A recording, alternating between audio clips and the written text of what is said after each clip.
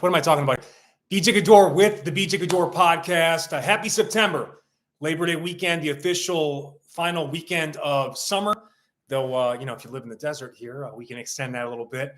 Believe it or not, in where I live in the Palm Springs area, the peak season is coming up. Like October, November are the peak months here. But I'm really excited to talk today with you about hangs, daily hangs. Obviously, coming up, we have the 28-day hangs challenge that I think is going to transform the way you look at your fitness. And I'm going to give you guys a rock solid foundation you can build upon for the rest of your life, build winning habits. And, it's a great time, that kind of fall back to school season. A lot of football fans, football is coming back here. Basketball will be coming back. Great way to kind of finish Q4 strong. A lot of people at this point, right, they wait for, New Year's. But why not use this opportunity to get a jump start and ride that momentum into the new year? I feel like that's the biggest way to make 2025 the best you can, is having the best Q4 of 2024. So today what I'm going to be talking about is the top 10 reasons to hang daily. It's something I've really started. I've been promoting for over a decade now, and I've been, trying to program and teach for years now. And what I put together in this challenge, I believe, is the most comprehensive version of it. I'm really excited to share it with you. It starts tomorrow, 9/2/24. You can start at any time, but that's when we'll be kind of doing it live together. And it's just an incredible program. There's daily variation, weekly progression. We start at ground zero in day 1. By day 28, based on where you're at to start the program, you might be approaching superhero levels of abilities. And if you're totally new to this, by the way, that's part of what I've tried to structure here is you'll be able to start, I'll meet you where you're at in this program.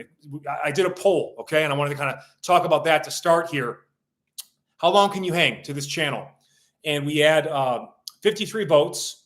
6% of the people said 5 seconds or less. So even those people, I'm going to show you through a variety of regressions and modifications how you can be hanging, but in a way that allows you to get enough time and attention and work on it so it's not so exhausting, right? Part of the key of building a habit is it has to be easy enough in the beginning. Otherwise, you can only go on adrenaline for so long. You have one bad, stressful day and you stop and you quit and you break the habit. So it'll start easier, but because of how I like to do things, we have people, beginner all the way to people I've been working with for over a decade. It'll be as challenging as possible for the veterans too, because of within each variation or progression, there are ways to make it easier, harder, etc. So whether it's using a gymnastics rings or TRX at a high body angle to unload your body weight, or the self-assisted hang variations, which I have found the most benefit from. A lot of people think that you have to make it hard to get the benefit, but when things are too hard, you don't do it for as long, you don't do it as often.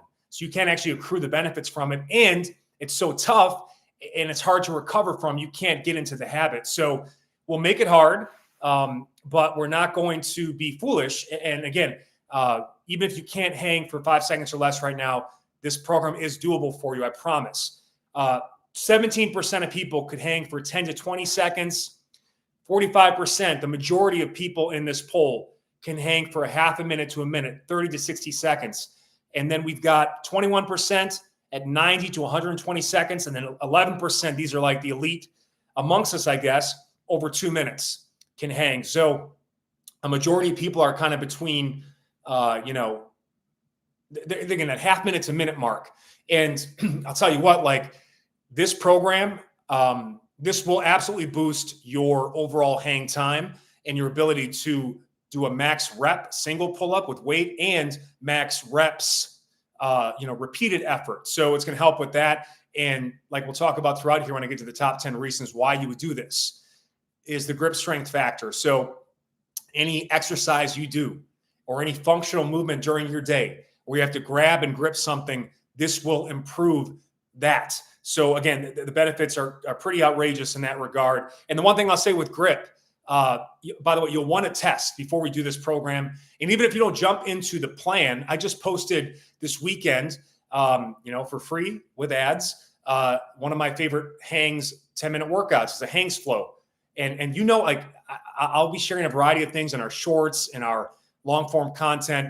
You can make up your own program, but you're committing to hanging daily at least once, but ideally 2 to 3 times over the course of each day, and you'll accrue the benefits. Obviously, you jump into my program with all the structure and periodization to it, you're going to get the best results. And by the way, just click the join button, and it's only $20 for the month. All right, that's less than $1 a day. Cancel anytime. Plus, you get all the ad-free bonus content, a bunch of other exclusive perks as part of being a YouTube subscriber. So, that's one thing I wanted to point out too. But there are days I come in or I'll wake up, and that's one thing. It's actually some people use like a grip test, a morning grip test, to tell how well you've recovered.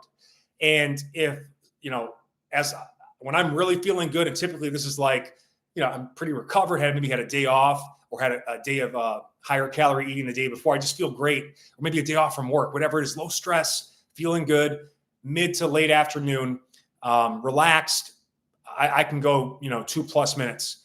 I think 3+ minutes was the best one I did. And then there's some mornings I wake up, I can barely hang on the bar for 10 seconds. And that's an indication, wow, you're weaker in the morning. Your nervous system takes a while to wake up. And we know from research, and you probably know anecdotally too, most people feel they're strongest and most energetic mid to late afternoon. And that's why I'm a big advocate of, if you can, keep your higher intensity training afternoon, but not too late in the day so it doesn't affect your sleep. So, it's fickle. And that's one thing to know with this too. Even if you're just hanging for 10 to 20 seconds at a time, there's benefits to that. And then sometimes you go longer. But it's really about that high frequency, and we'll never really have you need to go to failure here.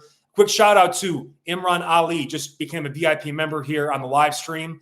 Longtime member of the Daily BJ. And this guy's also a longtime follower of the Daily Hang-ish type protocol, a longtime Gorilla Core, and he's going to do great in this plan. I'm excited to have you as part of this, Imran. And, so just understand that with grip. And that's also part of this is, again, you'll kind of figure out where you're at from a recovery standpoint every day when you wake up and do it, and just see kind of where you're at. And if it's tough for even 10 seconds, it means maybe today is just you got to get more sleep, or you got to maybe do a lower intensity workout today. It really is kind of a way to auto-regulate your training. Just trying to get this lined up properly here. So before I get into the 10 reasons, I wanted to share an important aspect of building habits. The number one thing, if you read the book Atomic Habits, it's a great book about breaking bad habits and building winning habits.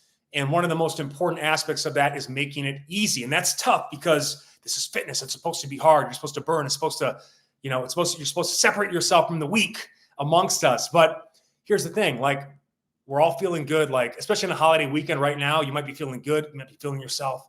Sun, pool, barbecue, hanging out with friends, whatever. Excited to kind of get back in shape if you've kind of had a layoff from summer, or just, whatever. Just, it's a great time to get back into a more structured routine.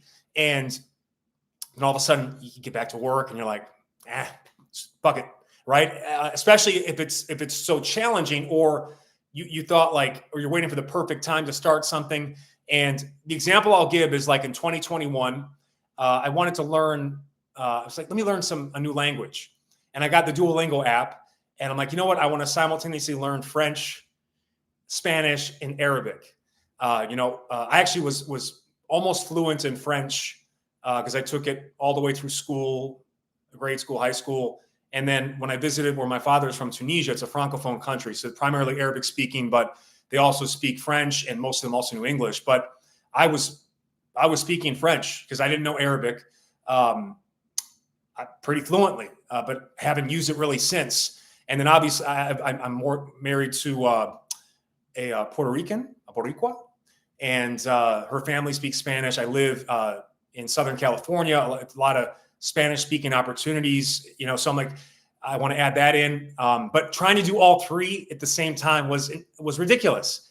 I did one day, and then that was it. I just stopped. And beyond that, there's a lot of similarities in French and Spanish, and obviously English, but Arabic, there's literally no, congruence with those languages. So it was just an idiotic thing to do. And like I've done many times in and out of the gym, I bit off more than I can chew. You feel bad, you feel guilty. And you do set yourself up for failure. And this is part of what's so great about this. I'm asking you to focus on one thing for 28 days. By the way, you can plug this in to your current training plan. You got your squat day workout, and instead of just resting 3 minutes and doing nothing, hang in between sets. As long as it's not competitive to your exercises that you're doing, right? So if you're doing deadlifts, hanging on the bar would not be a good thing to do during the rest period, right? It's grip intensive. But, you can fit this into your workout as fillers, active recovery between sets, warm-ups, cool-downs. My favorite way to approach this for making it easy is to do either the 2 times a day, which is kind of the upon waking before bed, if you will. Doesn't have to be exactly at those times, but it's just a mindset. I do it right away when I wake up, and I do it before I go to bed. The best results will be, and I call it kind of the bronze medal performance. A silver medal, 3 times a day, the breakfast, lunch, dinner plan. Good spacing between them, so there's recovery. And again, it's just some habits you can build. The gold medal is 5 to 10 sets per day, kind of with my EHO strategy, EH, every hour on the hour. You just pepper it in throughout your day. And the beauty of this is what I'm asking you to use. You got your row bars for week 1, TRX suspension trainer. You can fit right into your door frame of your office, and then an office or doorway pull-up bar. So you can do this at work. And most, depending on your office setting, and most workplaces tend to have gym options. But again, if you don't have the ability to do it at your work desk, you can do it before you go to work, and you do it when you get home from work. And if you can go to the gym at lunch or midday, you can do it before you go to work. You can do it during your midday workout. You can fit in, hang from the bar, and you can also do it when you get home. But again, the best results will be 5 to 10 sets peppered throughout the day. 1 set a day is not going to help you build. It'll help you maintain. You got at least 2 to 3 sets. So I wanted to touch on that component of it. And going back to Duolingo, by the way, if you're trying to learn a language, I'm not affiliated. It's a really great app. And part of what, you kind of find, not to give too much information, I do it during my morning process, if you will. Have my coffee, I'm right on there. And instead of wasting my time on social media, I can invest 5 to 10 minutes in a quick language lesson. And and by the way, the app actually cues me up. It knows like the time of day. It's a great app. I can even show you. Let me show you the widget I have on this. See it right down here? So I've got a 10-day streak. And like if it was getting too late in the day, it turned into basically Duo, the avatar, he gets upset or depressed. So I got to come in there and do my quick lesson. But it only takes 5 to 10 minutes. And if I got more time, part of when you go through the process of that app, you can just do the lesson quick, or depending on if you wanted to upgrade to subscription, which I'd recommend if you're going to get into it, it explains the reasoning behind a mistake you made, or particularly like when you're learning a language, you want to know about the changes in tense on some verbs and stuff like that. So you can actually learn more than just taking, the quizzes and stuff that it asks you to do. But it's got to be easy. It's got to be 5 to 10 minutes commitment per day or less, and it's got to be visible. That's a big part of why I've gotten so good at hanging right now. And again, this is my setup. I do this for a living. All around me are hanging opportunities. I've got a daily door pull-up bar right by my bathroom. So I wake up, I can jump on that before I put in my contacts or take a piss to start my day. And then anytime I kind of go through that hallway, which is to my bedroom or my bathroom, the bar's there. It's got to be visible. If you wanted to get better at foam rolling, you got to keep that foam roller out. You got to see it. It's got to be top of mind, especially in that first 7 to 14 days, 21 days, that tipping point when you've been doing it daily. Now it's a habit, and now it's yours to lose. But most people can't get through that first couple of days because they make it too hard. It's not a visible thing, and the time commitment is beyond 5 or 10 minutes, and shit's going to come up, right? So I just wanted to share that because now I'm focusing just on Spanish. And then with that, I'm been watching some content too that is either bilingual, like Spanish, English, and then with subtitles. What are some good shows I've been watching? On Apple, Acapulco. That's a great series, really funny, short, 30 minutes. So it's great to kind of wake up and watch for coffee or maybe over dinner. Land of Women was one too, on Apple TV. I think both are on Apple TV. And then there were some movies, but you just start like working into habit that way. And that's one thing I wanted to touch on, guys. It doesn't have to be an overhaul. And if you're totally out of a routine right now, and the 10 reasons why you want to hang daylight, this is not just, this is full body. I mean, it's complete upper body, but especially when we get to later stages of the program, we start adding things like hanging leg raises. You're working not just all your ab and core and hip flexor muscles, but you're working your quads, your glutes. I mean, this is, if there's one exercise to do, especially because of its anti-gravity and anti-aging properties, which I'll get into in the 10 reasons here, it's this movement. And I know people get like cynical because it's like, there's no way I can just do this exercise. I'm not saying you don't do just this exercise forever, but if there's one thing that I would limit, like if I could only do one thing, right? People ask this. When I used to work at Men's Health, or when I was a contributor to like magazines like that, Men's Health, Women's Health, those types of things, that, they would send like an article. We're doing an article of like, if you're stuck on an island, can only do one exercise, what would it be? And, it's a tough call, but I would say the hang is got to be right at the top of the list. Maybe walking is obvious, right? But a hang, some sort of deep squat, getting into sort of a plank or push-up position, a lunge. These are just movements you want to try to do every day when you can. But the hang in particular, because of the relationship to grip and the fact that your upper body tends to atrophy pretty quickly as you get older, because again, you're gonna be on your feet unless you're immobile. But people tend to not put a lot of load through their upper body unless they actually train their upper body. So I just wanted to share that Duolingo thing, because again, this is why I didn't stick with it the first time. And by the way, like, we all have our blind spots and our weaknesses, or we take on too much. I've been there, and that's part of why, like, anytime we do a new challenge like this, I've tried to get myself into beginner's mindset. And it really is so critical. You got to make it easy. 5 to 10 minutes minimum commitment. If you can do more one day, great. But that's the minimum. And then you got to keep it visible, keep it top of mind. So I want to get into, and by the way, guys, you can ask questions at the end of the podcast. I will take the questions live. And I just want to now get into the reasons. All right. And here's a quick overview.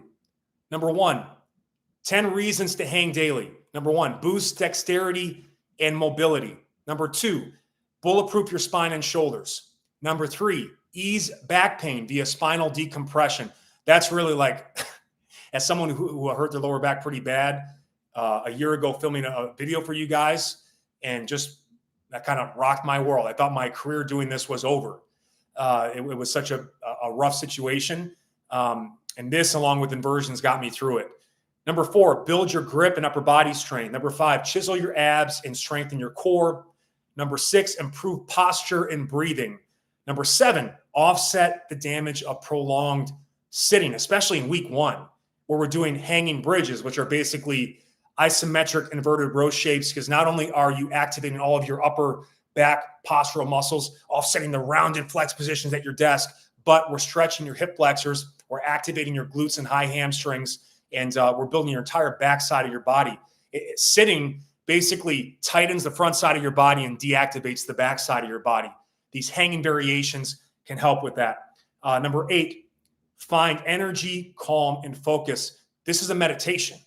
This is absolutely a meditation. Part of people that can end up hanging for long periods in the bar, 2+ minutes, they get there because they relax. They're not squeezing the bar.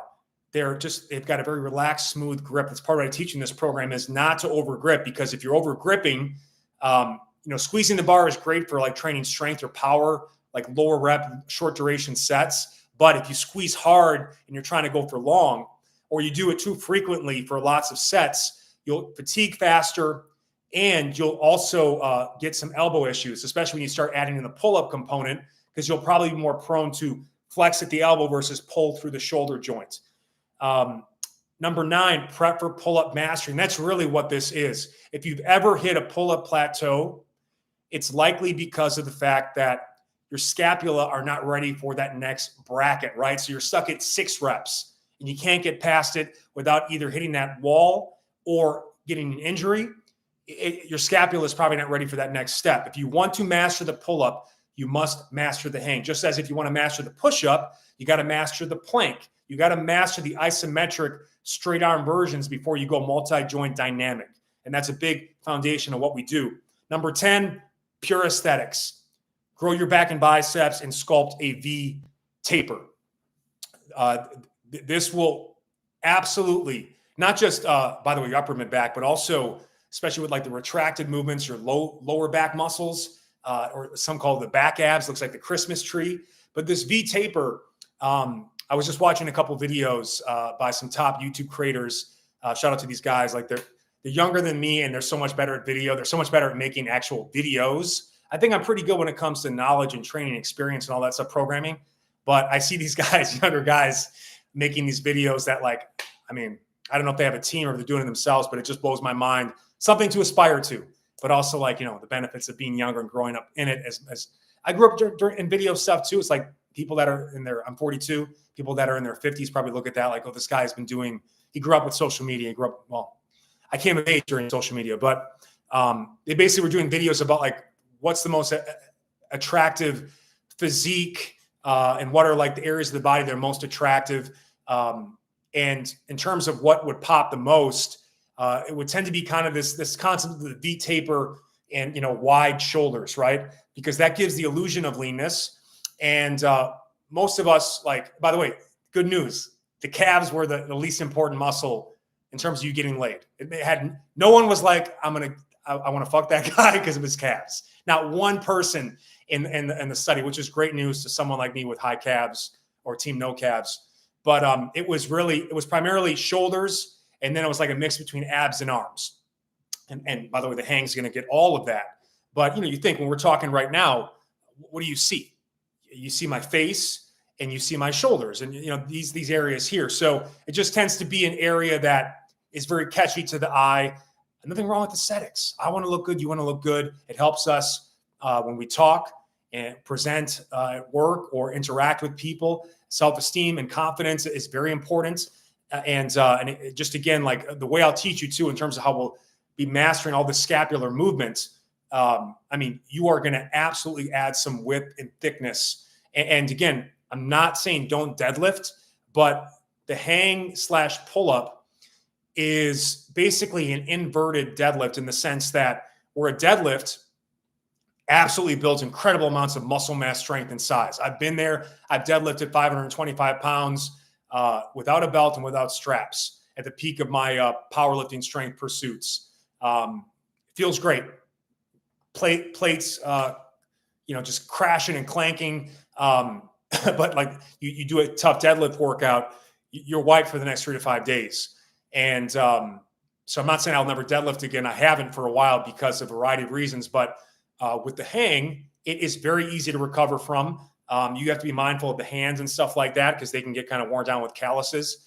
That's one tip I'll give you is I like to electric tape my bar. If the bars are too serrated, you know, you're going to get those calluses developing. And once they'll start to become a problem, you obviously want to file them down weekly, moisturize, maybe get some liquid chalk if you need to on a really serrated bar. But I electric tape my bars or try to go with padded bars as much as possible. Or you can see on my bar there, those Angles 90, they're like little portable gymnastics rings, very ergonomic. And again, I'm all about smooth gripping and kind of getting right in the middle of that palm as well. Because again, that's just going to give you the longevity with the hands.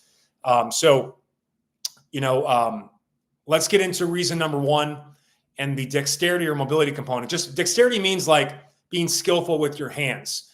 And, you know, if you're just chasing load or you get used to just like moving things really fast, or you start using straps to be able to use weights that are probably heavier than you should. Sorry, I'm sweating. It's a hot day in the desert here. You know, you're not properly building the hand strength. And I'll tell you one thing, like the grip is, the common bro speak is if you can't grip it, you can't lift it. Or in the case of the 28-day hangs challenge, you can't hold it. So it is going to be the limiting factor in a lot of your strength pursuits in building a big upper body, whether it's pull-ups or bent over rows, inverted rows, farmer's walks or carries, snatches, Olympic lifting variations, or just hinges or deadlifts of any kind. The grip is critical. We also know through research in terms of longevity and life expectancy, grip has been a predictor of mortality. People with grip strength tend to live longer. It's a true like indication of where you are from a strength standpoint. And what's interesting too is people, if you have grandparents still alive, and you maybe remember like how strong their grip was when you were a kid because they grew up with some form of manual labor or there was more athletic activity type lifestyles for kids growing up in those days before we got so digital and sedentary. It would always like blow your mind, like how is their grip so strong? And you'd even be like I got really into lifting, and I want to beat my dad in an arm wrestling match. That was my goal. And finally did it when I was 16, and I didn't actually win. He wouldn't let me pin him, but we fought for like 5 minutes. I had him literally right here, but his grip strength was so strong, I just couldn't pin him. He actually tore his shoulder, not letting his son beat him. I don't recommend that, but it really is. It's a powerful thing, and it's something you want to directly train. And by the way, I'll probably be sharing some content about this soon too. There's ways you can enhance your grip with the hangs, like these grippers. Stuff you can either do like while you're driving in the car or while you're watching TV or right at your desk. And then not just, the crushing, the flexion aspect of it. You can get a rubber band and, this is very cheap, and just work on the extensors and opening that up. Think about like biceps, triceps, quads, hams, chest, back, right? You got to balance out those opposing muscles. They even have things like this where you put your hands and fingers in. It takes me a little while to get this in. If you're on YouTube watching, which is, by the way, where you want to watch all these podcasts because of the visual aid. I got too much lotion on my hands. But anyway, you put them in here and you can separate them out like that too. These are nice for some direct hand training, but you'll find, and I noticed like around late 30s, early 40s, I'd wake up and, it's like early stage arthritis and all these small articulations and joints. If you're not actively doing stuff like this, the body will stiffen and start to calcify and lock down. And once your hands go, there's nothing more important than like your hands and your feet, right? Like you start getting foot pain. Now it's just hard to walk, it gets tough. And then if your hands start to hurt, now just think about like, we take it for granted, but all the things that we can do all day because of 4 fingers and a thumb, all of a sudden it starts to hurt and it gets stiff. And you look and like your fingers are kind of like this. Being active all day like this and just peppering in the hangs throughout the day will help tremendously in maintaining dexterity. And dexterity, again, unlocks like so many skills, right? You think about all the things you do with your phone, video games, any sport, throwing, catching, carrying things and again, obviously just any activity that's grip based. So it's going to unlock that for you. And I would not be surprised. Like if you can hang for let's say you can hang for a minute right now, I wouldn't be surprised after the 28-day program, you get to 90 to 120 seconds after 3 to 5 days of kind of active recovery. And then you test.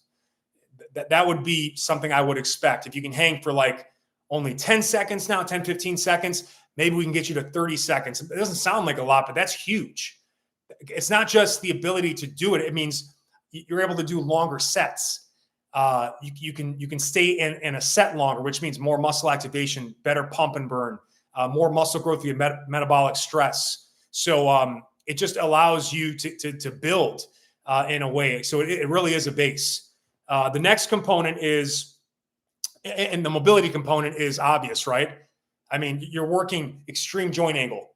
This is the hardest thing for people. And by the way, it's not just the stiffness, because and this is part of a little bit of crossover, right? You sit at your desk and we're out here all day, and this is actually where your lats shorten and stiffen. So it's hard to get your arms overhead. And then what you have to do is you have to hyperextend your lower back to get there. And then you're prone to shoulder impingement, which then also labrum tears and all this terrible stuff that can happen. So there's just these full body mobility benefits. And with that too, in terms of it being easy, it feels good. I never regret hanging from a bar. I regret sometimes doing a really tough workout. I've regretted a brutal deadlift or squat workout because I'm like, I got to do shit the rest of the week. And it's Monday and I cashed all my checks for the week. So you can't overlook that aspect of it.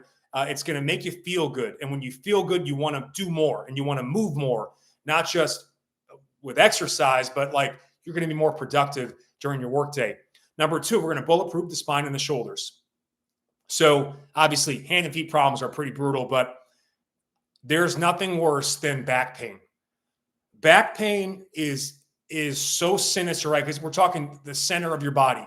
When your back is hurting, you can't even do shit in the pool sometimes. Like you're really like you're laid up, you're in bed. You are not able to, for me, I can't make money. My back hurts, I can't make money because I couldn't even sit here and talk to you. And, someone that might be younger watching this is like, why would I listen to this old piece of shit? I get it. I'm 42. I've had to evolve my training. And that's part of it. And I can't recover as fast as I used to. I'm not as big as I used to be. But, at the same time, I was 24 and I know what that peak physicality is like. And I know what's coming for you too, by the way, in the next couple of decades. I'd like you to avoid it. I don't want you to have this issue. Some of the issues I've been dealing with, the bone spurs and arthritis in my knees from being a heavy lineman and all the powerlifting and football injuries and all that stuff. Man, I regret that because I got to think about it every day and I've got to manage it every day. And I wish I had someone talking to me in this way about ways I could have avoided some of that excessive wear and tear. Why train a certain way and then have to evolve from it or totally change it later when you can actually just start training more intelligently? And that's kind of what it's all about, right? But this will, at about 35, no matter, you accelerate it based on like how much axial loading, how much bar on back, right? How much deadlifting, how much impact forces you put through your body. So athletes actually can burn through it faster. It's kind of the catch-22 of being active is that, there's some people out there, they're like, as long as they're lean and they haven't had injuries, their joints are like brand new because they never exercise, right? And they're thin and they haven't like put excessive weight on their bodies. But people like you and I that are athletes or like been active for a long time, like injuries happen. It's part of sport. It's part of training. And there's only so much you can do to avoid it. So by about 35, gravity has now put you in a situation where the space between your discs is very small, if not they're like right there. So you're creating more compression. There's more pressure on the discs, more likely to bulge or herniate. And you're just more likely to get a host of lower back issues at about the age of 35. So the daily hanging, again, is anti-gravity.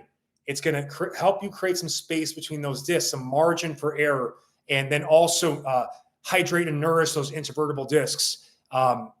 It is something that, again, if you're going to do one thing, because again, you don't want to get back pain and you're doing all day long, standing, sitting, squatting, bending, those are compressive forces on your spine with gravity.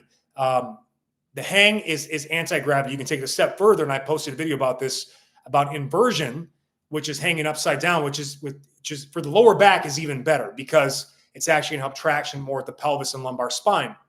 But the hang is a great place to start. It's a gateway to all of this stuff. And then from the shoulder standpoint, if you are comfortable with getting your arms all the way up overhead like this, no pain, you can breathe properly, everything's in good position. There's nothing else you can't do with your upper body. This is going to be a piece of cake. This is going to be easy. Like all these other positions that we do in the gym are going to be a piece of cake because now we've mastered the extreme joint angle. And you're not going to be the type of person at like late 30s, early 40s that goes to grab something from the cupboard and now you do something to your shoulder. Literally, that happens. You always think it's going to be like a catastrophic injury, and then it's something so stupid, like you stepped wrong off a small little curb and you ruptured your Achilles. Or in the case of me, I had a light 25. I've swung a 200-pound kettlebell before. I had a light 25-pound dumbbell. I was swinging it. I was stiff that morning. I didn't have a chance to warm up, and I had to quickly film a video before my wife had to go to another appointment. And boom, rep 1, I got it. And it was a 10-minute video. I heard it right away, and I went another 10 minutes, and it cost me a year. Lots of lessons I'm sharing with you guys, but they kind of surprise you at the same time too. It's just a matter of time, right? For a lot of these issues, especially if you're not having these daily interventions. Okay. So you will bulletproof your spine and shoulders. Number 3, it kind of is connected, easing the back pain, the spinal decompression. You guys need to understand that, especially after that 35-year mark, right? Unless you can't endlessly add time to your training, right?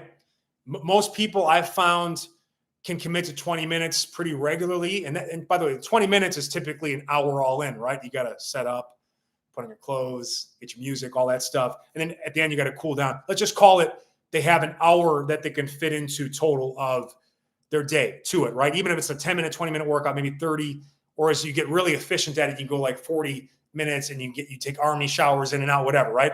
But let's just call it an hour of your day. It's still one of 24 hours. If it's a priority, there's no doubt, you can fit it in if you prioritize it, you care about it. There are some situations where people are so stressed, overworked, and they've got, kids and job issues that just make it impossible to find that hour for sure. But that's the beauty of this too, is what I've noticed too, especially during really stressful times of work.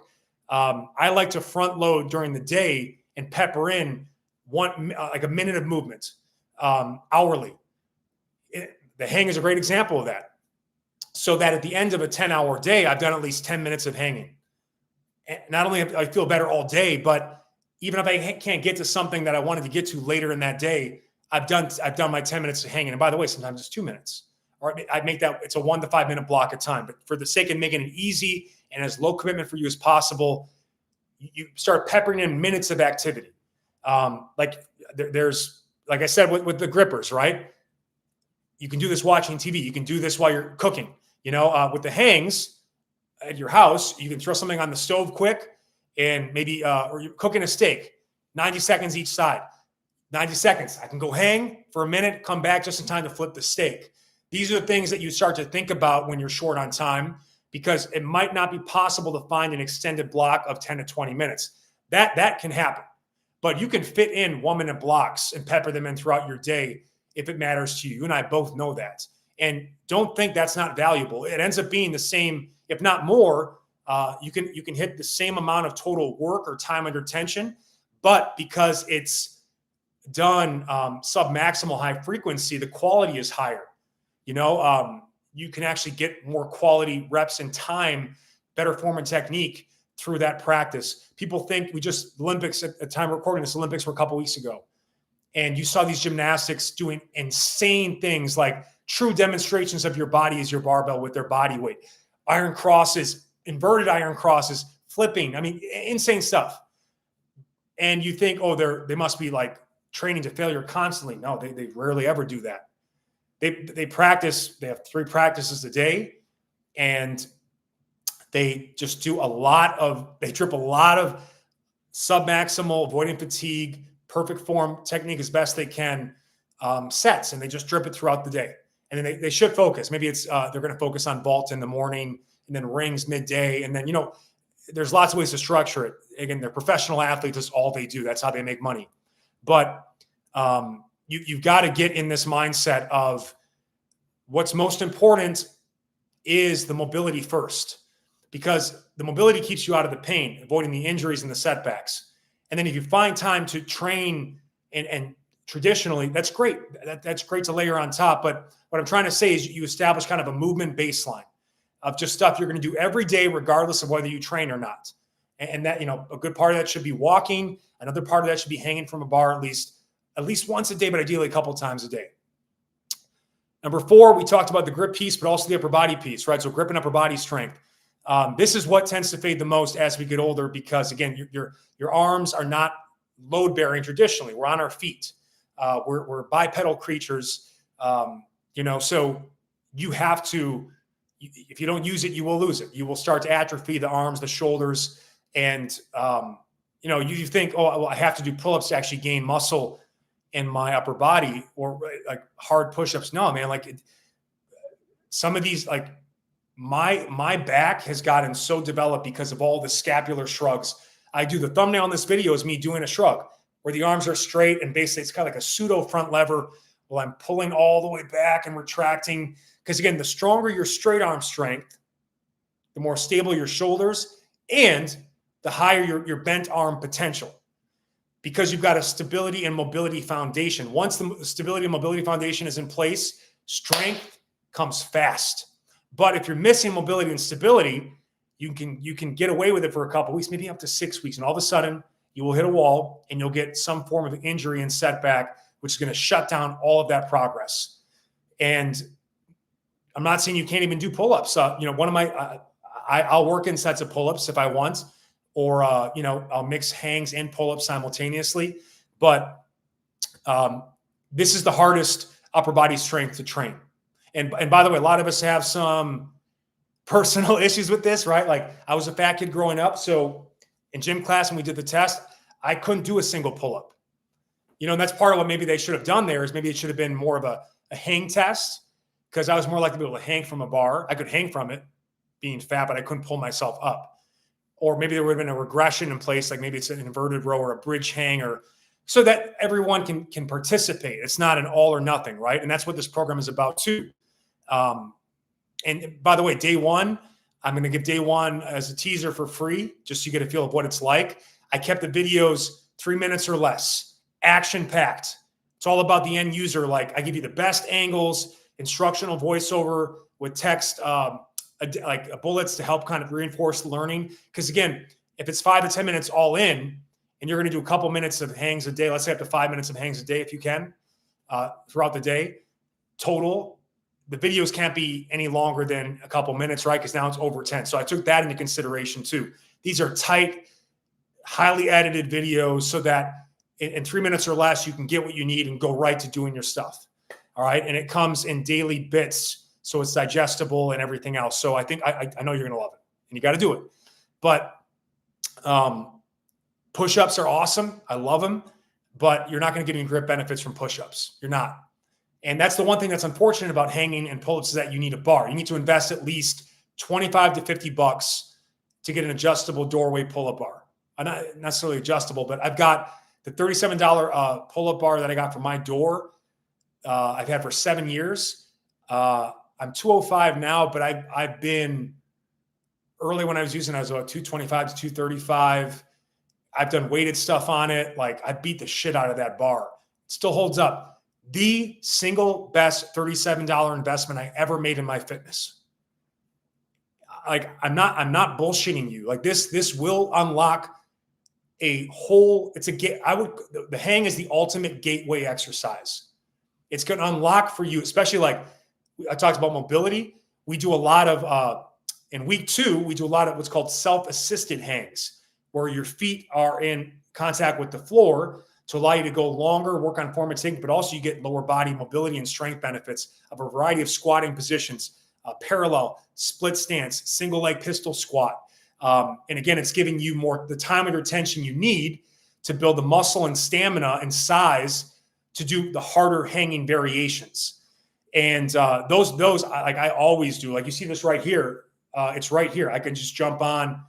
I take those little angles 90s. You can see at the top of the screen. I get into a deep squat. I rotate. Get the shoulder rotates going. I go side to side, and then my quads are working. My hips are opening up. My core is active, and I get so much. I get such a pump in the upper body because of how long I'm on the bar. So that's a big. And by the way, you can set that up in a Smith machine or a power rack as well. Like, you can just adjust it up or down if you want to go more inverted rows. It should be at about the waist level. If you want to go more a self-assisted hang or pull up, you want it about chest, neck level, so that you can keep your feet on the ground, but still get all the way down at the bottom.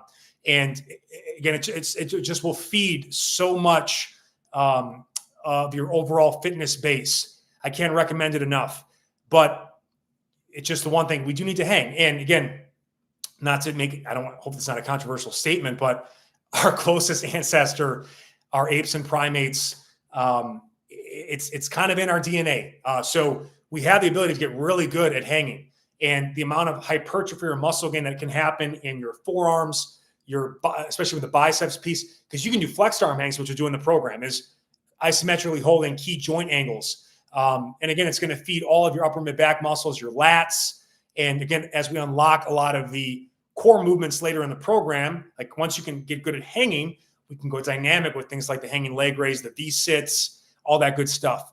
But it's the most important upper body exercise, the hang/pull-up. It is, because there's no greater test. The military, it's a big part of the military testing, and the ability to pull yourself up or hang, it's critical. What else can I say? 5, chisel the abs and strengthen the core. Now what's interesting in this program, in week 1, like I said, you do bridge hangs. So basically you're hanging in a row position from a variety of angles or using rings at a high angle.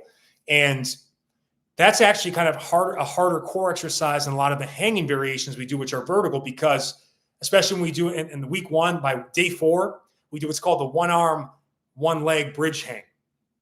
So 1 arm is holding the bar, 1 leg is on the ground, and you've got to fight to stabilize that rotary stability horizontally, which is directly against gravitational force. When you're in a vertical position, again, the benefit of being vertical is that now the gravity is pushing down. So that's what's creating a space between the discs and the spine. That's what's being so therapeutic to your spine. But it's not as challenging from a core stability standpoint unless you go to kind of a more 1 arm, or you start to add in the leg movements. And there is no better ab exercise than the hanging leg raise. I mean, there's no better exercise for your abs than the hanging leg raise. Nothing. And it can start with the knees bent. It can progress to the legs straight. It can progress to adding things like medicine balls, which you squeeze between the legs while doing the leg raises, which have the added benefit of strengthening your adductors, your groin, and your pelvic floor, which is critical for sexual performance, reproductive health. Who doesn't want those benefits?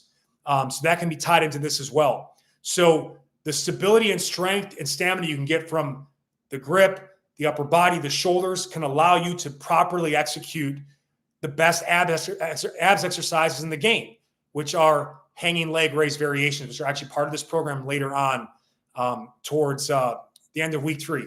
We unlock some of those movements. Again, the stuff that like you thought only gymnasts could do. No, this is that comes with progression, and we'll get there.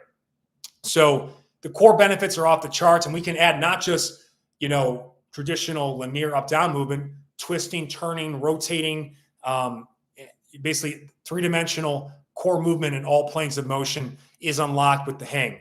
And again, we got to start with the basics before we start to get, sexy with it. And again, the ab development is off the charts. It really is. I've got a trailer. What's funny is this is the first time in my life where the criticisms I've gotten, like people are talking shit about like me being too thin or skinny or weak. No one's ever called me skinny until like the last couple months. I've definitely leaned out. I'm down to about 205. I had to dealing with the arthritis, the back injury, and just being older and what I wanted for my body in the next 10 plus years. I made the decision to kind of downsize from heavyweight to light heavyweight. 6'2", 205. I'm not a small guy, but I guess compared to what you may have seen in the past, much leaner, more athletic build. But if I could tell you could look the way I do in that trailer, we just shot it a couple days ago, doing mostly bodyweight exercise, eating twice a day, a shake in the middle of the day, a protein produce meal at night with some flexibility, drug-free, lifetime natural. Okay.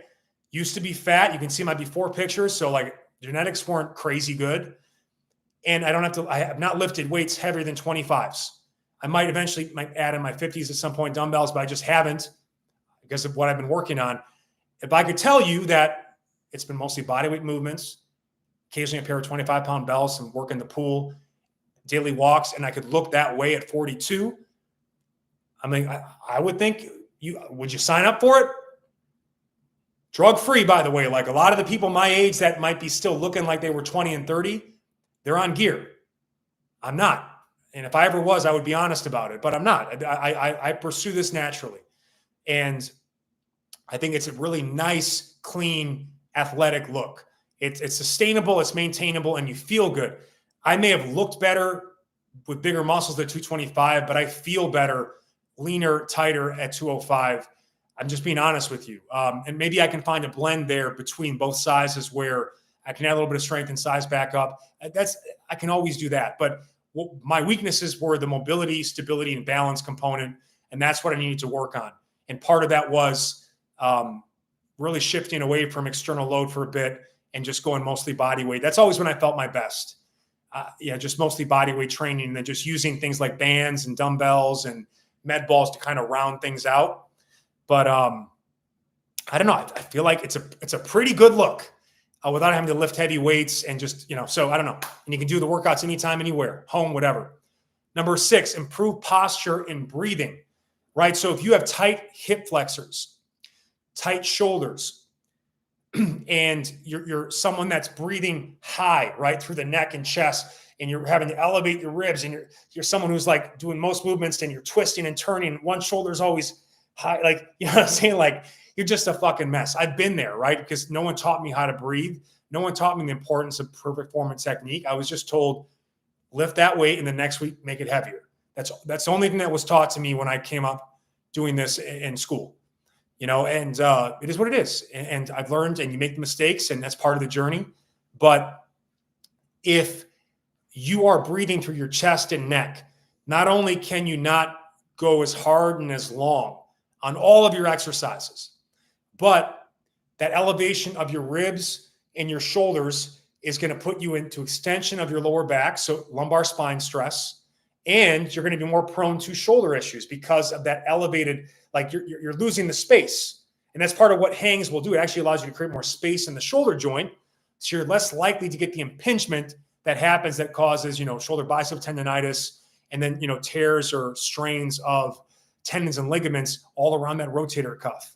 So, and then with that too, these are typically breath-based protocols. Now, the way I tell you in this plan, in terms of how to approach the hang, is, and again, not all the sets will be 1 or 2 minutes. There are going to be some strength challenges that might be 10 to 20 seconds, right? But you can time your sets. And what I've been doing a lot lately too is I just say to Alexa, I got to say it low because she'll do it. Let me see if she'll do it. Alexa, set a timer for 2 minutes. 2 minutes, starting now. Okay. So I'll just do a set. I'll rest, pause if I need to, and then I know when it's done. And I just breathe through it. It can also be, 1 to 2 minutes can be 5 to 10 breaths can be the equivalent of that, because a good deep breath could be 5 seconds in, 5 seconds out. That takes 10 seconds. So, 5 breaths of those is about a minute, let's say. Okay. So you can make it breath-based. It's almost kind of like yoga on the bar, right? Deep diaphragmatic belly breathing, shoulders packed down and back, ribs down, right? And then you start to feel what you want to feel, which is your ribs are perfectly leveled and stacked on top of a level pelvis, and the core is so locked down, it's like a corset.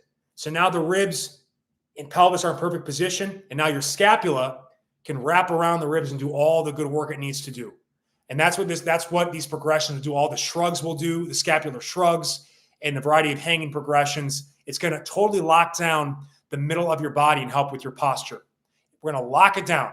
It's going to be just like exactly what you want in the middle, which is the ability to not only create the movement, but resist the movement. So now your limbs can do all the things, legs and arms can do whatever they want, but you're just like, you're just still in the middle, locked down. And that's what allows you to maximize performance, reduce the risk of injury on all things: running, walking, any sort of court field sports, especially rotational sports, boxing, tennis, golf. This will help tremendously with that as well, because of all of the multi-planes of motion we'll be moving in and stretching in and stabilizing in. But the breathing piece, if like anything, right? The example I always give is like, if you're like me, I'm a rock. I got very low body fat and a lot of muscle, over 200 pounds. So treading water, time run out. That was 2 minutes, by the way. Alexa, off. So I mean, like, if you try to tread water and you're a rock, you panic, and within like 45 seconds, you're in complete, like, your metabolism is like the amount of lactic acid you've built, you're literally about to burn out, and things get pretty dangerous fast in the water, right? But if I'm not panicked and I'm relaxed and I'm calm and I'm not breathing through my neck and my chest and I'm driving the breath through my belly, through a lockdown core, I'm not getting as fatigued. My heart rate is staying lower. I'm more calm. I'm relaxed. That's the type of strength you own. And then, by the way, if I ever want to get pumped up, I can, and then I can use adrenaline to get a 25% up to 25% performance boost. But if you're going the other way, which is the way I used to go when I power lifted, I would just try to go crazy and use my rabid strength to get things done. And it works for a long time. And then all of a sudden the injuries happen and you start to find wild performance swings because you're depending on super maximal abilities that aren't always going to be there for you. Peak abilities. No. That's not what it's about. It's about taking the bar, the baseline, like your floor, right? And this is the benefit of this too. Like if you're, because with pull-ups, just like I said, the grip, right? There's some days you're feeling good.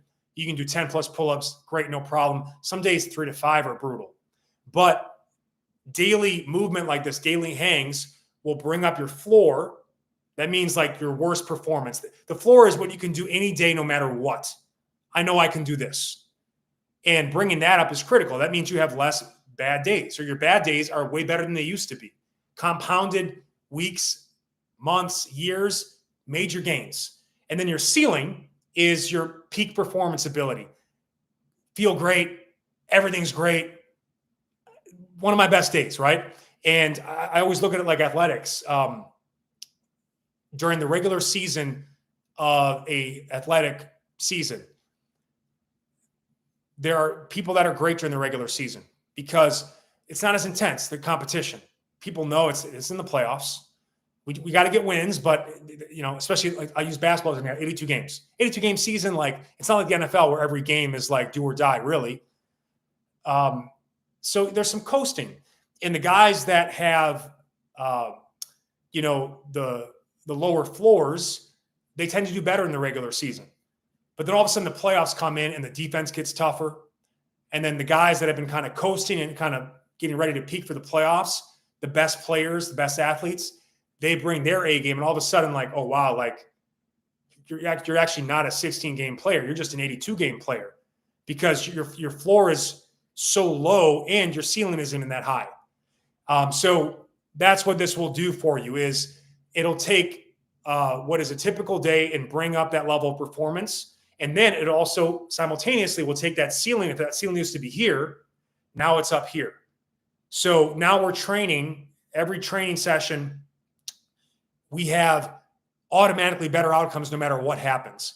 And that's built through daily habitual movement. It's not built through heroic workouts or CrossFit WODs.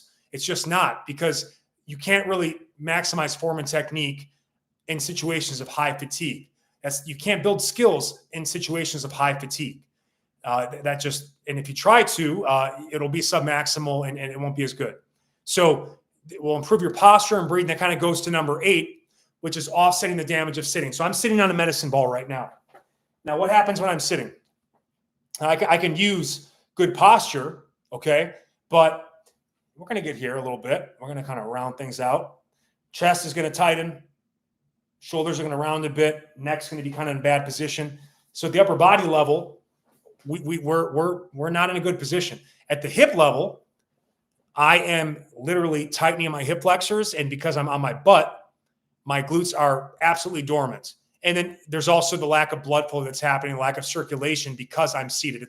It's harder to circulate the body, which is why it's great every hour on the hour to just get up, come over here quick. And again, I have this nice setup and open things up and hang and just get some blood flowing. And especially because I can use that self-assistance, really open up the hip flexors and glutes, come here, so I've got the ability to break that up. Don't you dare. Don't you do it. Don't underestimate the power of getting up hourly and moving for a minute. At the end of the day, the guy that's going to sit there, guy or gal that's going to sit there all day and just work and not have this mindset of getting up every hour just to move and get some blood flowing, if they're going to have to work out later in the day, they're going to have to, their warm up is going to take a long time. They're going to be stiff. They're going to be sore. They're probably not going to want to work out. The person that's every hour just getting up and just doing a minute, just a minute, it's just a minute. Alexa will set the timer for you. That person is probably not going to have to need to do as much of a warm up. And they're probably going to want to do something at the end of the day because they're not so stiff and sore and tight. They don't feel like shit. So this is really the power of it. Offsetting the damage of prolonged sitting. Sitting is causing so many problems. They say sitting is the new smoking, whatever you want to call it. I'm giving you right now a real strategy to take all of the things, all the bad things that happen when you sit, flip the switch through the hang progressions I'm going to teach you in this program. Okay. And it can just be a basic hang to start. It doesn't have to be anything crazy. And you can have your feet on the floor to make it easy. And I'll show you how to do all the movements around it to get not just the linear benefits, but the side to side, the lateral, the rotational.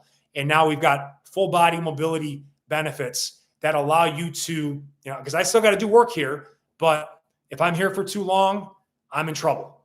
And this is a program that's going to help you with that. 8, find calm, energy, and focus. The benefit of also getting up there too is I literally get stimulant-free energy. I get a hormonal boost. My metabolism gets a little bit of a bump. And I'm not going to get too sweaty because it's a short duration of time.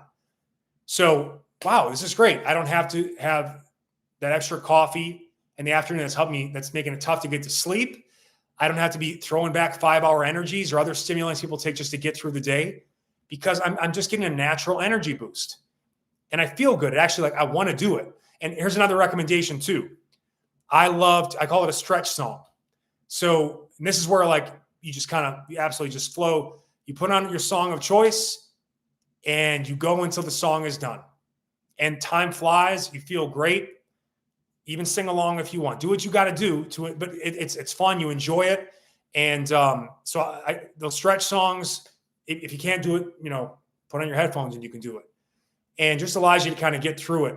And as I alluded to earlier, if you already have your own program and stuff like this, I don't want to just hang only for 28 days. Well, that's fine.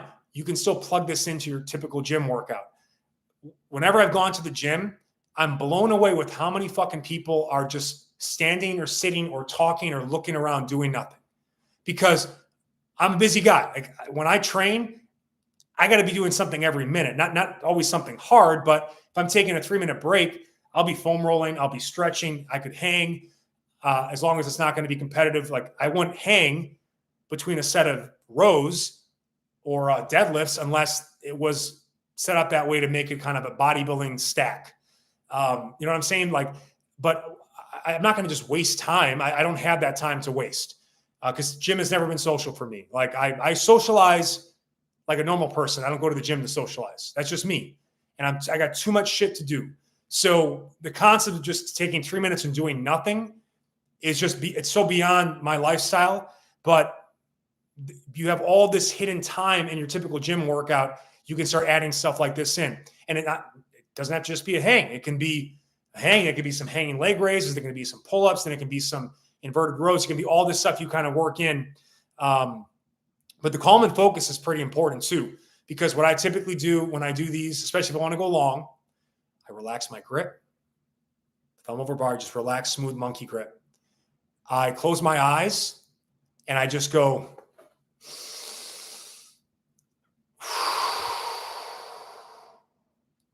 for repeats.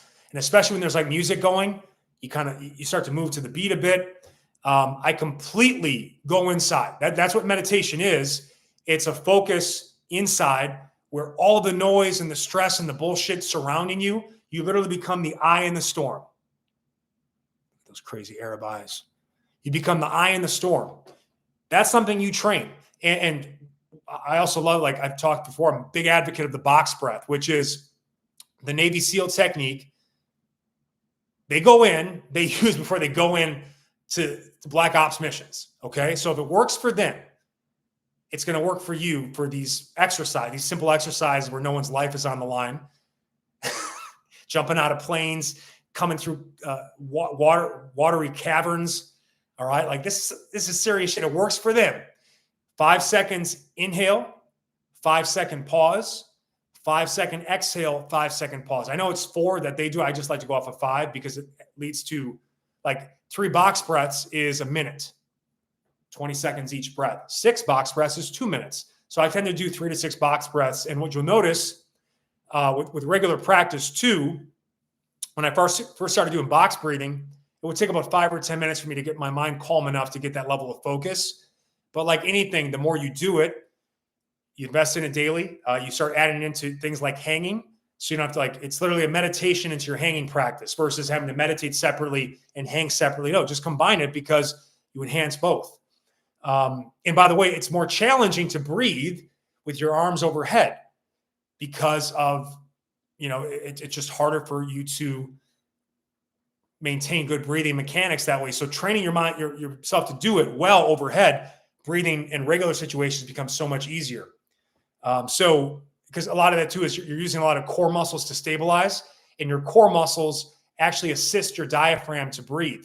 But when they're working to stabilize, it forces your diaphragm to do almost all of the work, which means you get even greater diaphragmatic strength. And then when you end up getting the assistance for those core muscles, your breathing is like off the charts. It's pretty powerful.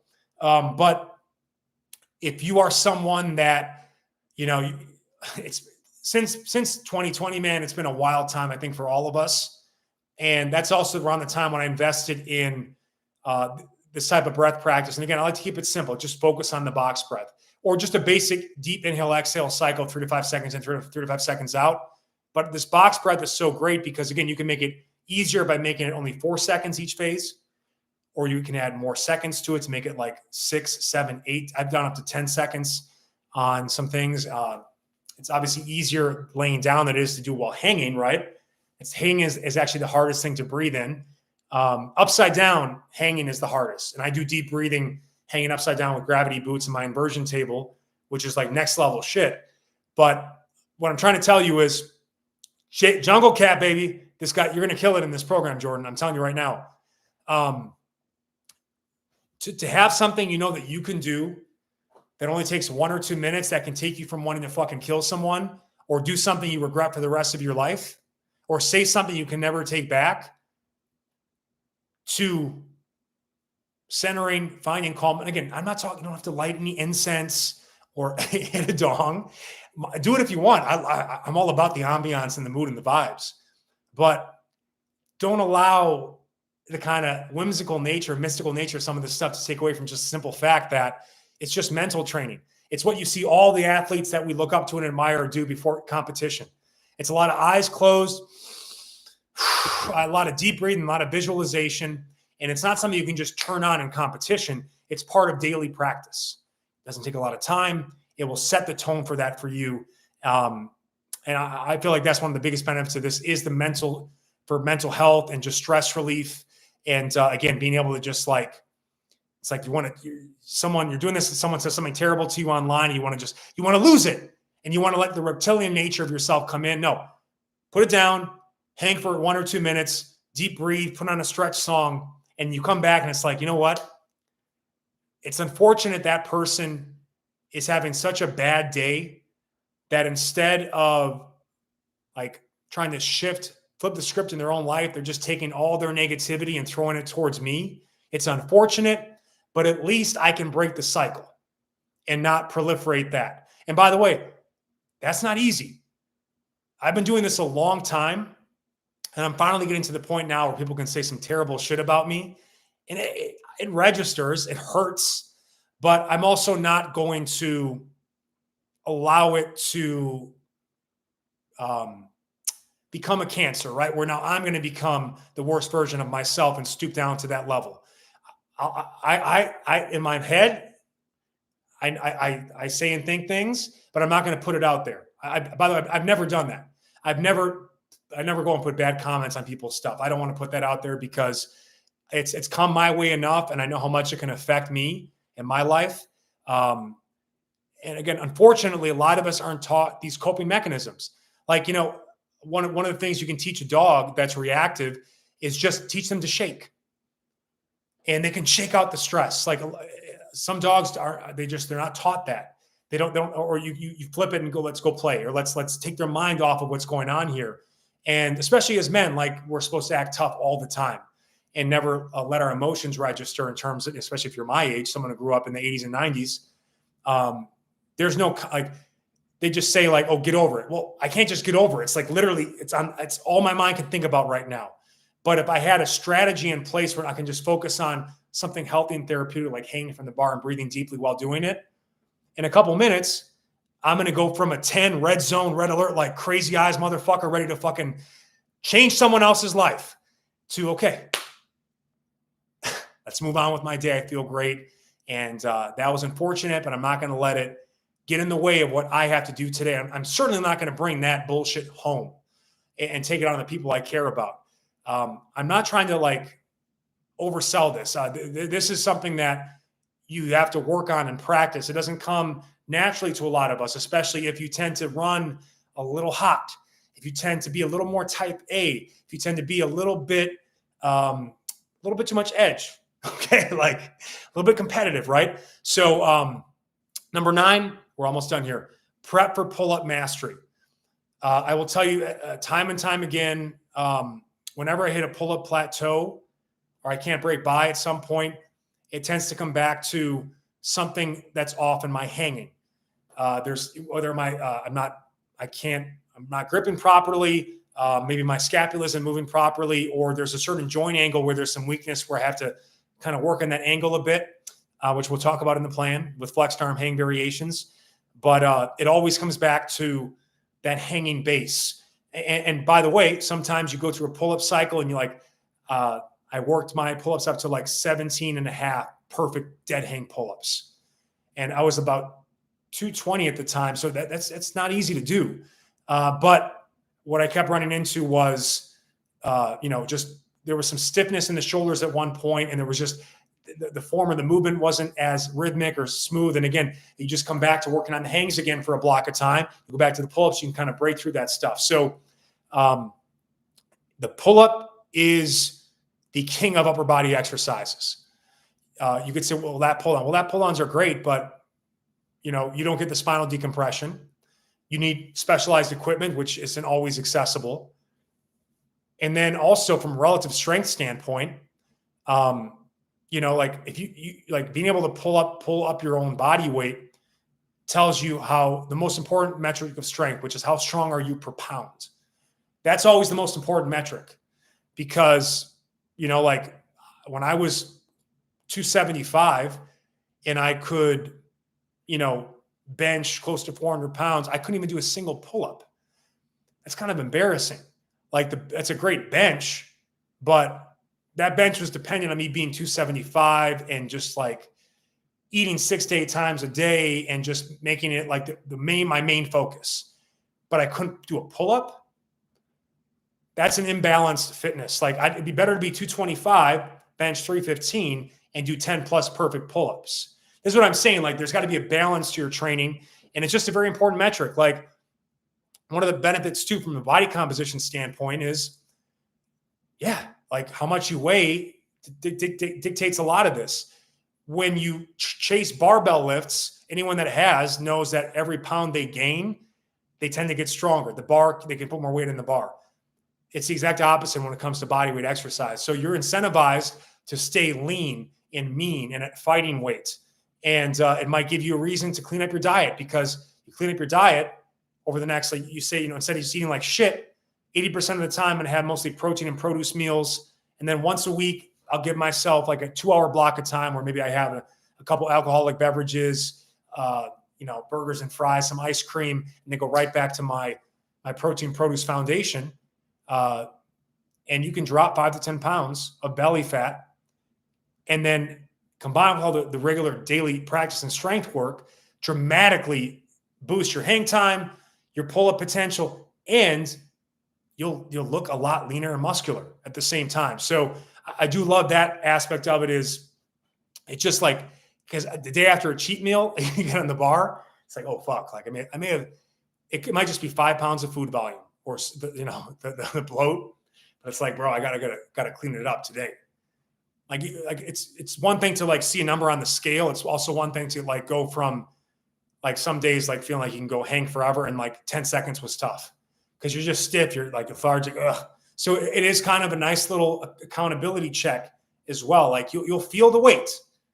You will feel your weight every day with daily hangs. And I feel like it's more powerful than seeing a number, in my opinion, because performance is what matters most, right?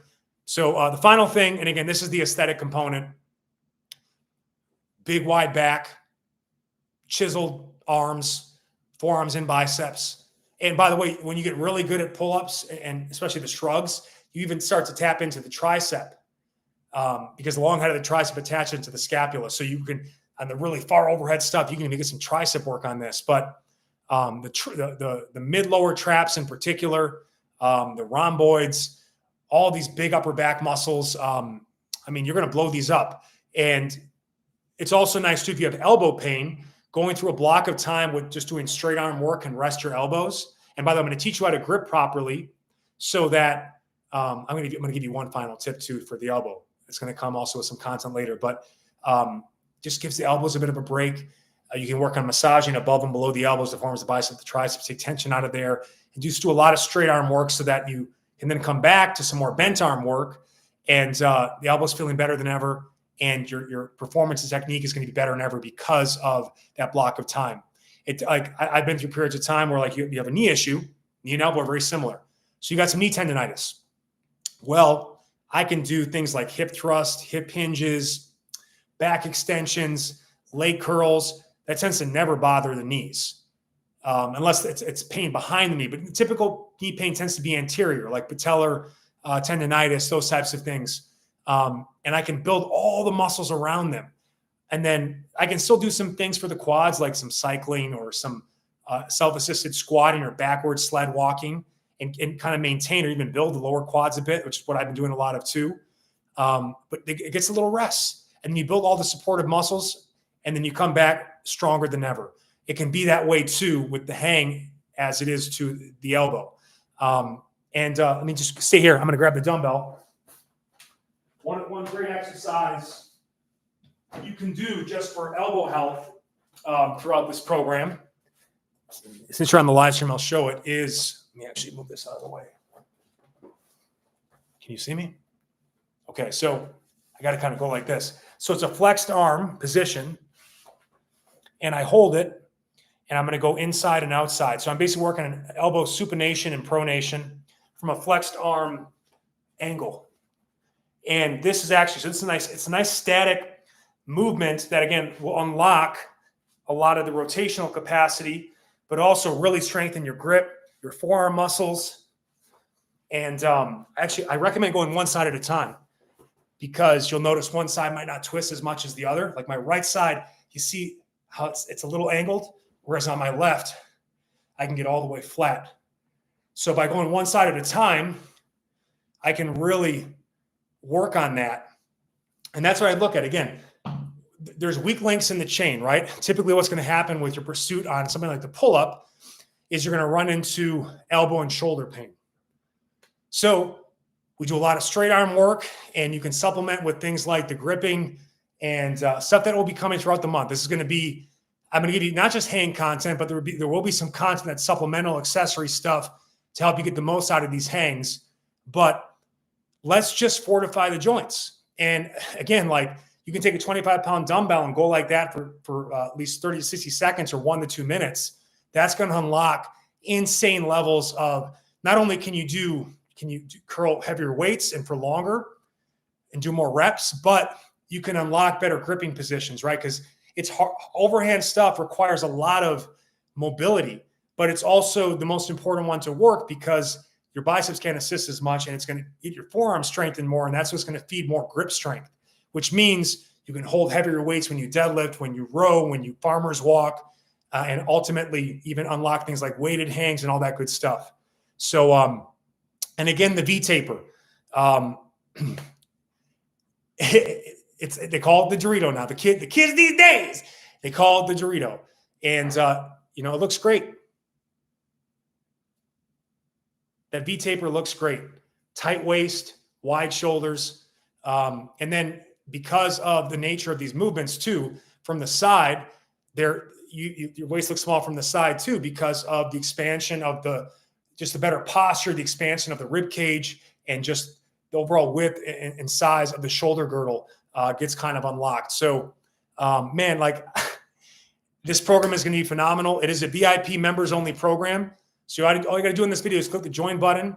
It's $19.99 for the month. You can cancel anytime, but every month there will be either a training challenge like this or a training plan. I'm actually thinking about next month being like an old school abs program, like ab strap, hanging leg raises, abs wheels, dumbbell side bends, like a really, like, it'll be a great follow-up to the Hangs program. But there might be a month where we do like a shred plan, or I'm actually thinking about doing like a serious shoulders trainer, and maybe October or November. I'm not sure yet, but it's less than $1 a day. All our members only content is ad free. And you get priority reply to comments. It's just going to be an incredible program. You get daily support from me. I do daily hangs, so but I'm in this with you, and it's been fun to go back to some of the easier movements, the basic stuff, like all the stuff we'll be doing in week 1, because I'm just finding like, oh, this was actually, I'm missing a little rotation here, which is, if I'm missing rotation with my arms here, it's going to be even worse over here, because this is this is an easy angle, but this is an extreme angle. These are low, fully extended, fully flexed. These are the extreme joint angles. So the row positioning is going to help really kind of unlock some things. And by the way, I know you guys still like to work that chest and that bench. The bigger, stronger, wider your back, the better your bench press. Okay. One of the most common, and by the way, I got a video coming out. You don't want to miss this one. See that band right there? And it's also a challenge that people can do. Hey, look, I know a lot of people are struggling right now financially. You can jump, you can still do this challenge, and maybe not access the custom programming by just committing to hanging daily. I'm going to try to get some resources out without underselling the people that are paying and supporting the content and helping keep the lights on and help pushing the challenge to a whole new level. So it's a tough act to balance, but I've got to do it. It's a business. I can't do this for free in terms of like that level, but I have a video coming out I think either it'll be next weekend, where it'll be a 28-day challenge that also can be added on 100 pull-aparts a day with the band.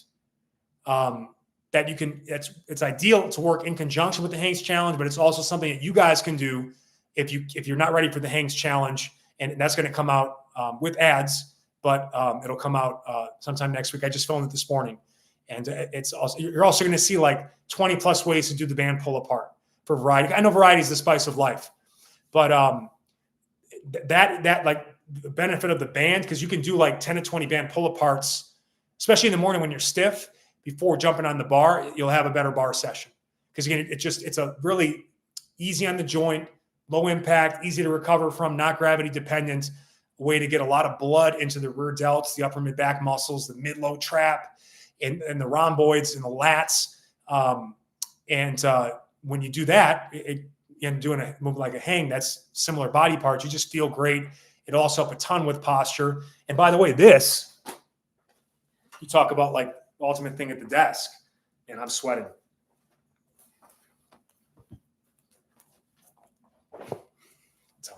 Don't tell me you don't have the time. Don't fucking tell me you don't have the time. Don't tell me you don't have the time. You can do 10 to 20 of these. You can't do 10 to 20 of these right now at your desk, okay? This little band, this little bitch-ass band, you can do this. And it's insane, because what people don't realize about muscles is that muscles just need, especially when they're inactive or weak, they just need the contraction. They need the stretch too. And that, by the way, that's part of what like big back gains. One of the things, like if you struggle to grow your back, it's likely because you're not able to fully stretch your lats properly. The way I'll show you with these deep stretch dead hangs, once you unlock the full stretch in the lats, you actually maximize the activation. And also the stretching portion of the movement is where there's the most potential to gain size and strength, the eccentric strength. So that's going to be part of this plan. But you also have to activate the muscle. And what's tough is to find a movement that doesn't fatigue you too much. Like if you tried to do this with dumbbells, 100 of these a day with dumbbells, it would burn you out fast. Again, because the gravity is going to cause more stress on the joints. This is non-gravity based movement. And we're getting high levels because you need a lot of contractions to cross over and tip a muscle to being active through a full range of motion. So 100 of these a day for 28 days, that's a lot of reps. What's that? 28, that's 2,800 repetitions. And that's going to feed a lot of growth potential. It's not that this necessarily is going to it will. Anything that you're not doing now that you start doing can build muscle. But it's really, this is a feeder movement. This will feed the ability to build more strength and size. Also by constantly sending blood to an area. What's blood? Blood carries oxygen and nutrients, especially with a good enough amount of protein in your diet. The protein you need to build and repair the muscle tissue. So stay tuned for the 100 band pull apart thing as well. If you don't join us in the Hang program, but the Hangs program, just click the join button. It officially starts Monday, 9/2. At the time we're recording this tomorrow, you're going to all the first 7 days are up. Please take it a day at a time. But there's daily variation, weekly progression. And I really hope you guys are a part of it. It'll be phenomenal. Let me see I'm going to take questions now. Lindsay says she's pumped for it. VIP member, a wrist champion. I appreciate the emojis. Dicklin Grayson, great advice about the band work. Yeah, man, the band stuff is just, and again, I can take this anywhere. And again, great fillers, warm-ups, cool downs, or, you can even do a set of hangs and kind of do a little post-fatigue, do some band pumps to finish it off. 10 to 20 of those after hanging on the bar for 1 or 2 minutes. Precious upper back pump. And by the way, this is especially an important program if you're the bro like me who just focus so much on doing bench press and the mirror muscles you can see. It's going to help offset that, bring more balance to your physique. And like I said, if you're a big bench press person, the bigger, the wider the lats, the bigger the base to press off of. It'll really boost your bench press. What else we got before I sign off here, guys?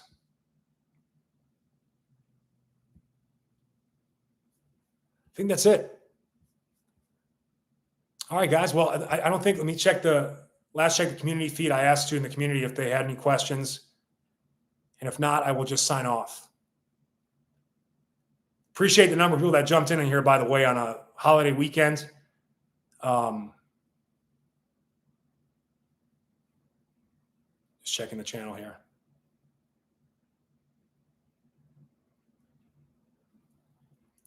So there's one question.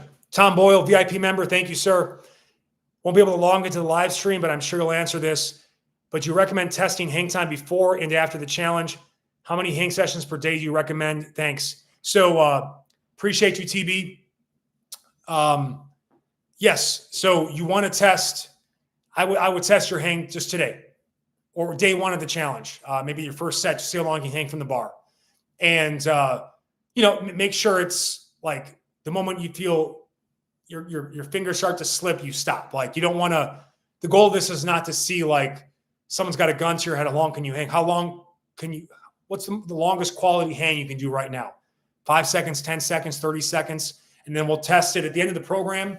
I'm going to recommend you take about 3 to 5 days to just kind of, back off the volume and intensity a bit, focus on recovery, and then you test. That's the best time to test. A little bit of a taper, and then you get a peak performance, and then with the goal of doing your best hang.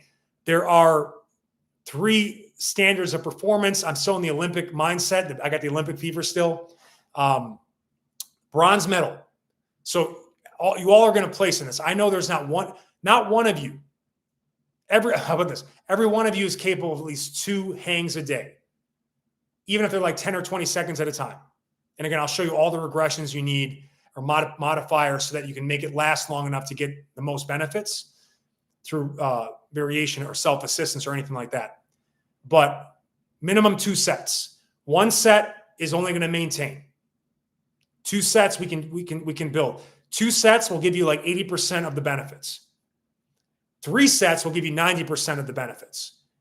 breakfast, lunch, dinner, or maybe, and again, like you want at least 3 to 5 minutes between sets. You don't want to, that gives you complete recovery to get the most out of this. And again, it's ideal getting an hourly spacing, because again, what's part of what you want from the hourly spacing is the more frequent stretching, right? Like that's why, like, when you do nothing all day and you go destroy your body for like an hour at the gym, you feel like shit the other 23 hours because you go right back to that state.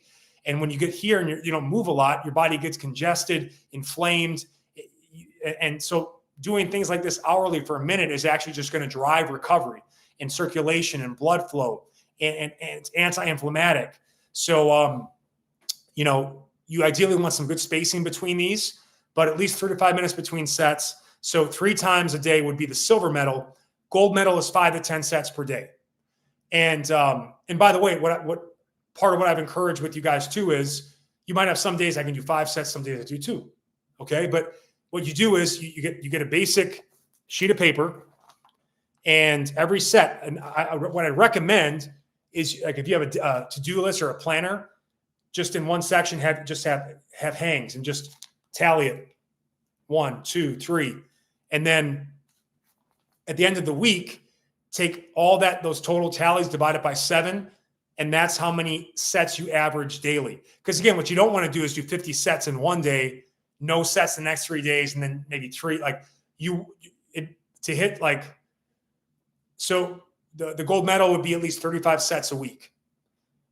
And that would be minimum of 5 sets per day, 7 days. That's the right approach. You're spreading it out as evenly across the week as possible, so you're avoiding as much soreness as possible, versus doing like 10 sets one day, 0 sets another day, right? So I'm going to encourage you to make it as balanced as possible, but I do also expect you to have, there's some days I do 10. I hang 10 plus sets, no problem. It was just easy. There's some days I only get it like 2 to 3, but front load it. Just, I can't, like I said with the Duolingo in the beginning of the episode, first thing, jump on the bar. And then before you go to bed, before you start winding down, jump on the bar. That's something you can do forever for the rest of your life. I don't even care what goes on in your life. Earthquakes, tornadoes, tsunamis might be tough because there might not be any bars to hang from, but you can absolutely find a way to make it work. Now, again, the 5 to 10 sets peppered in throughout the day is ideal. And that's going to require, in most cases, working remotely and/or having an office space that is, that you can put see that TRX over there? All week 1 can be done with the TRX or these parallel bars. Easy to take with you in the car to work. And then in weeks 2 through 4, you need a bar like that, or a traditional power tower or power rack, or like the door pull-up bar that you see me use all the time. Like you said, I've got within me 5 different hanging apparatuses, and I got the band right here. So again, like the visibility of this is what's going to allow the habit to be unbreakable. And also because of the fact these are things that are like 37, at most you'd pay, depending on high end of a door pull-up bar, $50. You can go up to, some of them go up to like 75 to 100 if like the max weight is like 500 plus pounds and it's got specialized gripping. But you can go on Amazon right now and get a bar that can be delivered to you tomorrow for 25 to $50. And so, and then maybe you wait a week to start the plan and you just start doing 100 band pull aparts a day. And again, stay tuned for that video. So, but that's gold. And you might find one week gold medal, next week silver. It's not an all or nothing thing. It's fitness, when done properly, is a dimmer switch. In times of low stress, high motivation and energy, and you can go high in that dimmer. In times where it's super stressful, like during the holiday season, right? Which is coming up in a couple months. We're right on the verge of that. I can't believe it. Thanksgiving and Christmas and Halloween, they're right around the corner. The dimmer might have to come all the way down, but it's never 0. It might just be, maybe I'll just maintain with a hang a day, or I can continue to build at a lower level for 2 to 3 hangs a day. But when I'm feeling really good, especially for a challenge like this, I'd encourage you to see what you can do. And the 5 to 10 sets per day peppered, again, they're not, you always want to make sure you're not going to failure. stop about 5 seconds close of what would be failure, maybe even 10 on some occasions, or when you feel like your form is slipping. Because again, what it's really about is just getting that stretch and getting that frequency on such a regular occurrence. So, and I outlined that on the end of the day one video in terms of gold medal, silver, what that looks like. But again, tally daily, keep yourself accountable, average it out over the course of the week, and then identify too if you were too heavy on one day versus the other. Because you go like, if you're going too heavy on one day and you're too sore the next day, you're going to even do less than you would do the next day. So that's what we want to avoid is the soreness. Soreness is what kills most programs.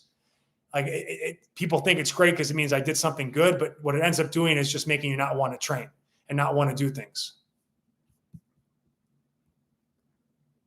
Lindsay's got a goal of my first pull-up ever by 40. Well, this 28-day plan will set that foundation, 100%. All right, guys, so that was one question we got. Hopefully that helped TB, Tom Boyle. And click the join button, like, share, subscribe, and stay tuned for a bunch of other great content. September is going to be a great month for us.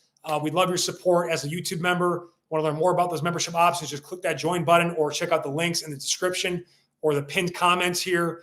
And I appreciate your time, guys. Enjoy your long weekend. Damon, thank you, sir. I appreciate you, man.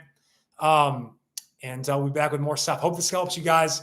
Like I said, man, I've been doing this a long time, and I've identified just a habit that's been a true part of my winning formula to stay fit over 40. But also it's something that's great for people of all ages, all walks of life. It's a daily hang.